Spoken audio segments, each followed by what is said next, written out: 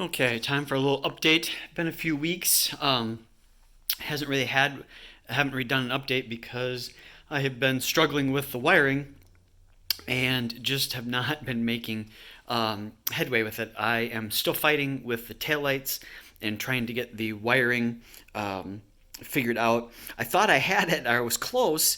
I had been studying the manuals and I kind of thought I had an idea. The wiring harnesses manuals from the 14 and from the '07, and I kind of thought I had an idea, but when I went to plug things in, it just didn't light up like I thought. And then I actually got the blinker light to flash, um, but when I set things down to write down the wire sequence I had, that so I could mark it down so I knew which ones I had done. Um, the little tape, the electrical tape I had kind of come off, and so things had kind of come disconnected. So I wasn't able to figure out to write down which wires I had to make that work. Because once I got the blinking worked, I think the rest of it would have been pretty straightforward. However, I couldn't. I lost that, and now I haven't been able to recreate it, unfortunately.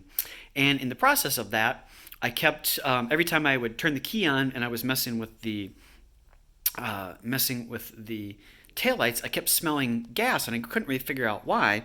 And so I did some investigating and found out that I was getting some leaking up here from around the fuel rail.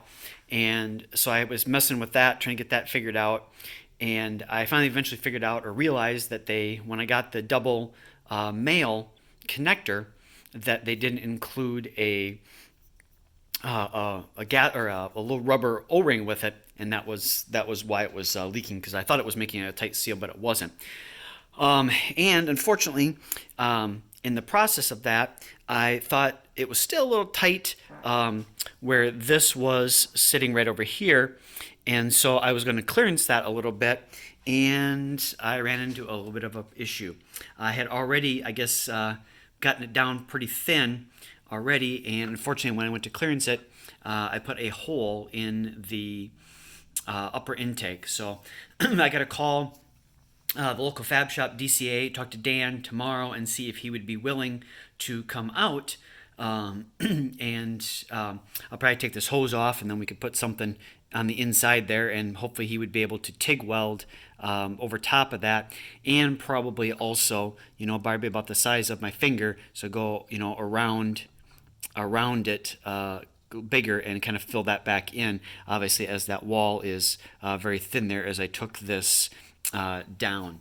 So I'm probably going to see if we can build that back up again.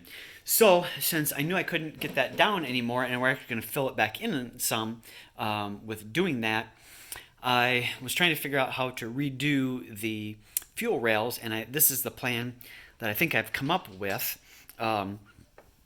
Is using this 90, and this isn't screwed in yet, so it's not really how it'll actually be better, but using this 90-degree and come back and then use the double male connector that I had, and then that same hose. So basically using most of the same parts, and this 90-degree piece came actually with the VMP kit, because that's meant then to have another piece on here that would you'd hook up if you were using the stock fuel rail system, which I'm not, because I'm using a return style fuel system now.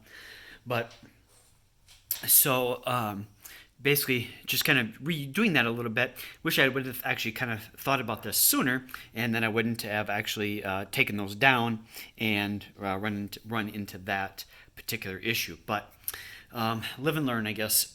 So this is kind of the current plan that I have come up with for now, because then that just kind of winds back down and then reconnects back up here still. So I think this is going to work, because we'll have just have the piece over here once I put the spark plugs in, once I get the engine primed. So that is kind of the plan, the issue that I had, and the plan that I came up with. Unfortunately, to get this screwed in to here, as you see, it's not it doesn't really screw in. Basically, the piece on top there is just meant so you kind of get it close, and that way you can get it, in the position you want, and then you just use that to kind of tighten it down and actually make the seal.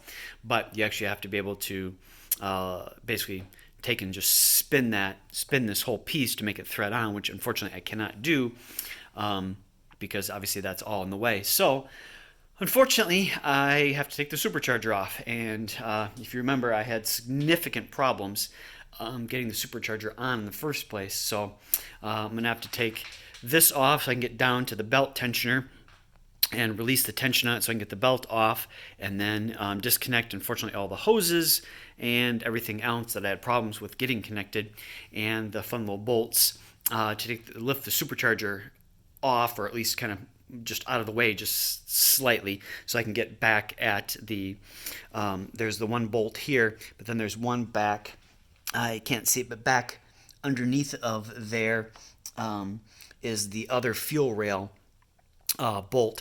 So I need to be able to get that off so I can lift this up so I can screw that back in. So unfortunately, there's no way to get that without taking the supercharger off. So I get to deal with all that fun of taking that off. So, but that's kind of where things are at, and the problems I run into, and like I said, why there hadn't really been an update, because I've been just trying to fight with the wiring for the last few weeks and just haven't been able to get it figured out. But now I can't really get back to that until I get the fuel system taken care of, because every time I turn the key on, of course the pumps kick in, and then I was of course dripping fuel, which I realized, so I got to get that straightened out, then I can try and get back onto the taillights. So that's kind of the update on things. Thanks for watching. Bye.